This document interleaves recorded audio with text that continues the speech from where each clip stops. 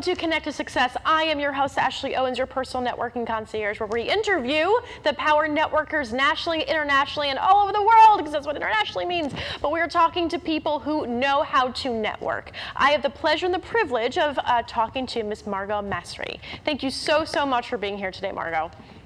I'm so excited to be here. Thanks for having me. You're very welcome. So I know who you are and what you do, what makes you awesome, but please, please, please tell the audience who you are, what you do, and what makes you the most awesome. Sure. So I'm Margo Masri. I'm a mom of two. About 15 years ago, I started my own bookkeeping practice, helping entrepreneurs with all the accounting jargon that they needed for their everyday life and business. I found a massive gap in how people were running their businesses to everyday tax needs, and my company specializes in just that. I'm fortunate to have two amazing kids who give me such joy all the time and really add to the value of my business and serve my clients. We service professional service-based business owners, developers, contractors, designers, all sorts of consultants, coaches, so that they can have the money practices and all the new tools and knowledge that they need to support their business and scale it according to their dreams and their vision. That's fantastic. And so when you decided to go out on your own, take me through that decision. How did you decide to, decide to start your own business? So one day I was in school and there was this ad on the wall, and it was for a famous designer, and his name was Joseph Abboud. Now, I didn't think it was like the real Joseph Abboud when I saw the ad. And I was like, I wonder how cool it would be to help this guy. So I thought about it before I actually found out about the position. And I was like, okay, I'm gonna do this. When he actually agreed to work with me, I was like, wow, this is really cool. Like, I work for myself. Mm-hmm. And people just were naturally reaching out about these things. And the answers that I was giving them was really supporting them. So one thing led to another. And then one day I had a business, I had a website, and I saw how much people were enjoying it. And it just kept going with the flow. And it really just worked itself out and happened. Oh, wow. So you kind of fell into a business. Basically. Yeah. I mean, I thought as an accountant, I would work for like one of the top accounting firms, go the natural path. I never thought today that I would have a business and all these different things to support it. Because like, as you grow up, it's like, you have those beliefs of the natural path of being a CPA, going to the top accounting firms and being in that sort of realm. But being an entrepreneur, I fell into it, and it's the best thing that happened. And so why is it the best thing that happened? What kind of freedom has it given you? What kind of empowerment has it given you? Take me through, what it means to be an entrepreneur. So the freedom that it gives me is that I get to be a mom. Growing up, I saw how hard it was for my parents to work and to raise us and the stress that they went through.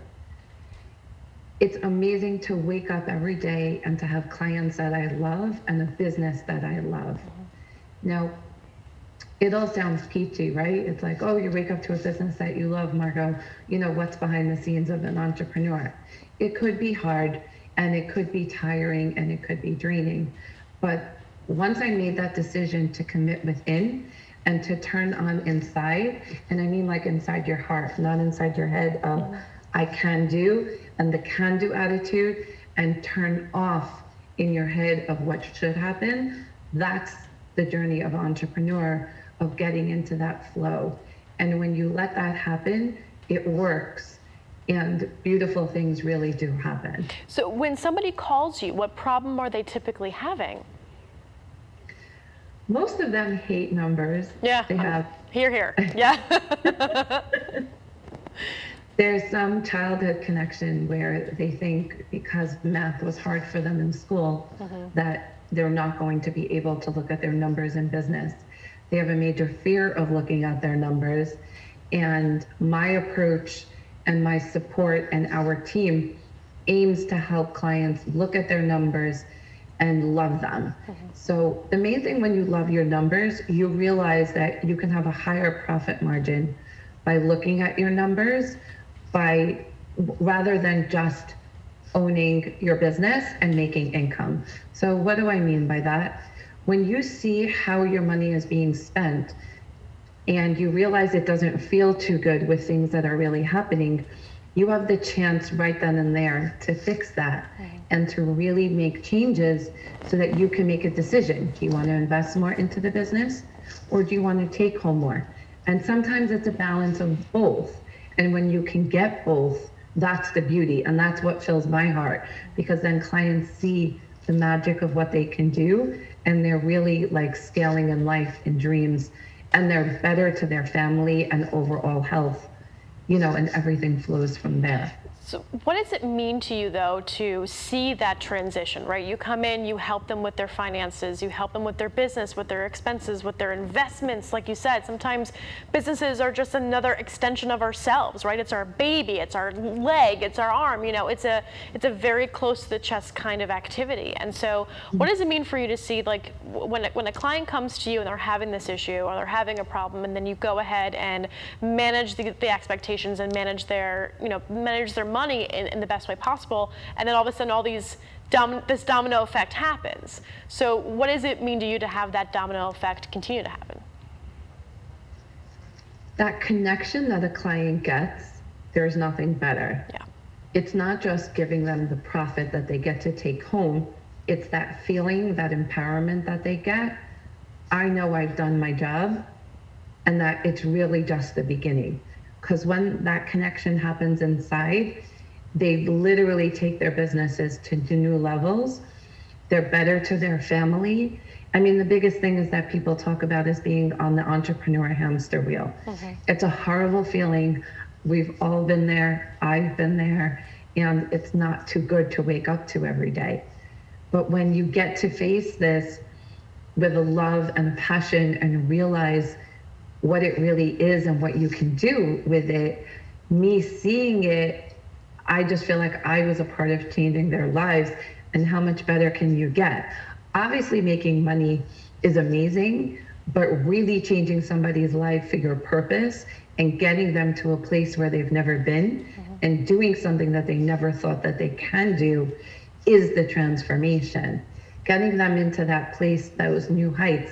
It's like, ever wake up in the morning and feel like, oh my God, I want to climb a mountain. But then you get to that mountain and then you're like, I can't do it. I can't do it. And then the I can't turns on. But when you have that I can turn on and they're just going deeper and deeper and they're using their knowledge, it's just amazing. So I become a source for their success, and they're just living a life that they've never dreamed of. And that source for success is, you know, you would think that with someone working with you, considering that you are a CPA, there's a level of, especially for the majority of CPAs that I know, there's a level and disconnect that they really have with their clients, and it feels like that you take it very much to heart. So where did you get this compassion to really help businesses and individuals really grow their business? So that's actually a deep root of my practice, because the disconnect always bothered me. Yeah. I saw it in my family. My older sister was an accountant, and there was no fault of hers and her husband, how they practiced, but it bothered me. And I got it because I wanted a deeper connection to make people feel that they were empowered. And I decided to do the inner work so that people didn't have that. I wanted to solve that problem of the fear. I wanted to solve that problem of money, because when you create that for yourself, the independence, skills to make money, and not necessarily financial freedom, it's two different things. We all hear this bug about financial freedom, financial freedom. To me, upon my experience, I don't think it exists. What it would truly is existence is independence, knowing the skill that you can make money and being able to take that off. That's freedom. And that's the passion of accounting, of really deciding that once I helped that guy, and I barely knew what I was doing. I was like 2-3 years in school and realizing, like, it's like anybody could be a coach, but being a CFO is a different animal. And giving people solutions and different ways to think about it, that's what sets me apart from others and really helped me with that connection and feeling like there's a bigger way to help. And I love it each and every day that I get to do it. So when we return, we're going to come back and talk to you more about how that compassion and how your drive to help entrepreneurs makes you a better networker. So when we return, we'll be right back.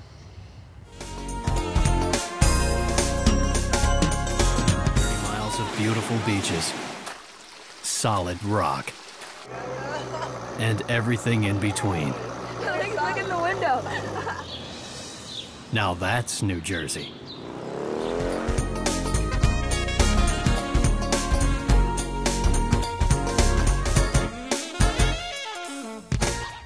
Welcome back to Connect to Success. I'm your host, Ashley Owens. I am here with Margo, who is a CPA extraordinaire, among the many other things that she does, especially working with entrepreneurs and clients that need help growing their businesses. So again, Margo, thank you so much for being here. So I want to hear, good. I want to hear more about, so tell me more about how this compassion, how this change of what was, happening in your family. Everyone was a CPA and you kind of saw there was a disconnect in the industry. How has that made you a better networker? By genuinely helping people. Mm-hmm. I mean, I would be at events and by default, because I'm an introvert, I would be like on the side and feel all sorts of shyness coming out and embarrassment and, and it just didn't feel too good. Mm-hmm. When I started to be more authentic and really listen to people, do more listening than talking, mm-hmm. is really the difference.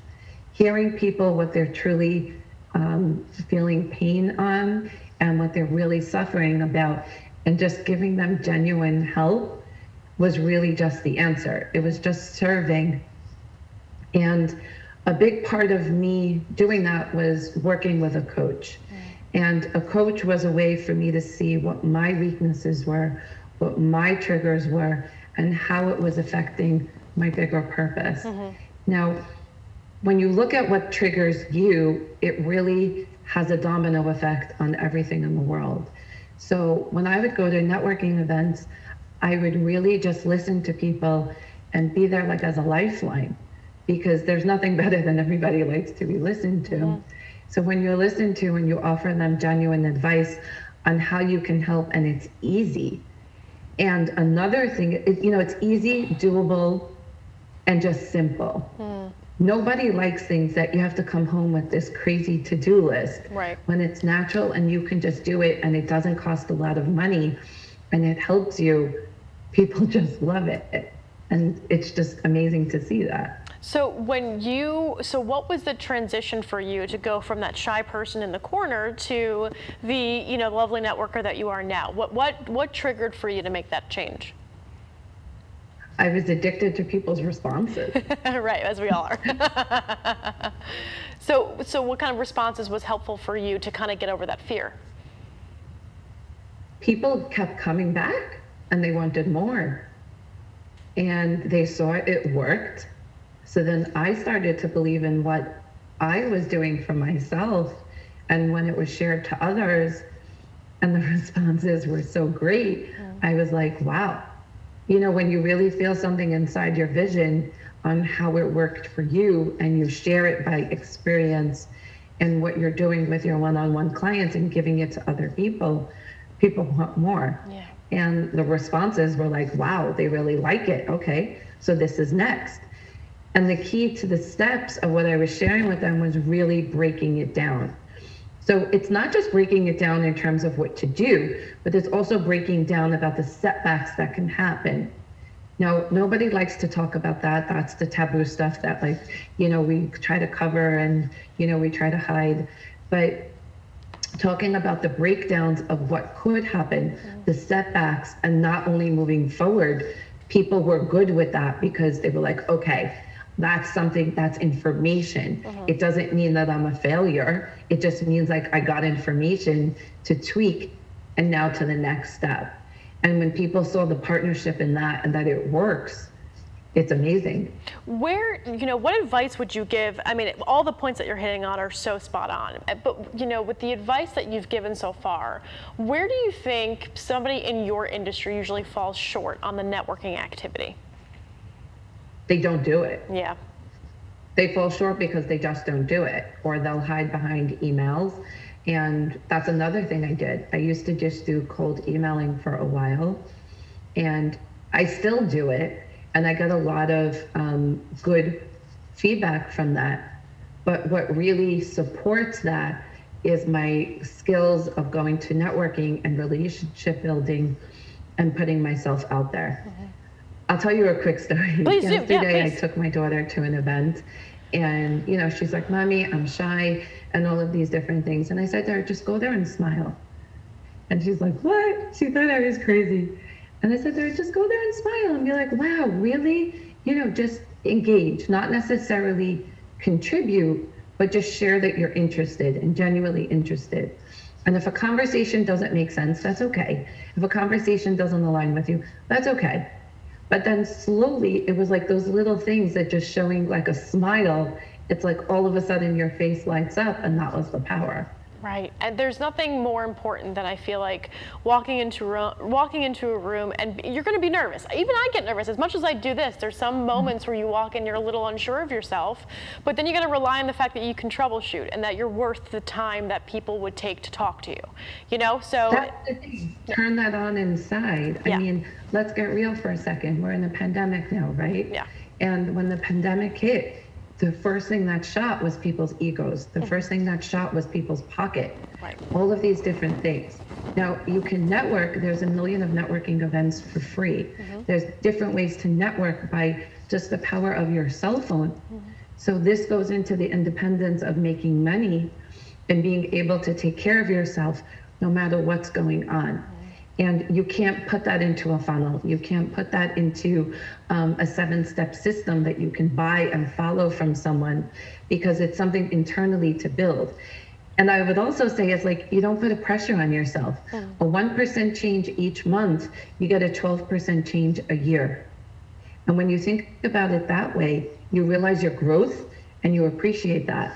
You could also look at it like a little bit goes a long way. I'll give you another quick story. My dad, when he was buying his first house, he was short I forget how much money it was. It was something like $400, but like now in our world, it's like $40,000. And he went to his mom, and his mom said, a little bit goes a long way. Like she had more of a saying, and of course it's not coming to me now. And my father was like, what are you talking about? Because he was like, she gave advice of like, take out all your pennies and go to the bank and see how much it is. But if you realize how the pennies add up of where you go, and then all of a sudden one day your goals don't happen just out of nowhere. When you plan it a little bit each day about one thing that you can do to change, to show up better, that's what it's about. Whether it's doing your hair, whether it's a new necklace, whether it's a new ring, or different things that you'll do to your face, or if you're a male, a different shaving cream, I don't know. Yeah. But something different that you can do that makes you feel beautiful or hot or stunning and things, those are the things that will just bring it naturally. Oh, you said that so beautifully, Margo. Well, we have run out of time, but I think everybody that is in an industry that is similar to yours definitely got some amazing tips and tricks and really changing their mindset and how they look at networking. So thank you for that today. So do me a favor, look into the camera and tell people how they can find you. So if you go to margomasri.com, you will get my website, or my new coaching website is margomasricoaching.com. And you can follow me on any of the social medias, Facebook, LinkedIn, Instagram, at Margo Masri. Beautiful. Thank you again, Margo. Thank you, everybody, for watching Connect to Success, where we talk to the power networkers of the greater Philadelphia and South Jersey area. If you'd like to be a guest on the show and hang out with me, talk about who you are, what you do, what makes you awesome, and your tactical tips and practical takeaways in networking, please email Ashley@ashleyassist.com. And we will see you next week. Thank you for joining us. Bye-bye.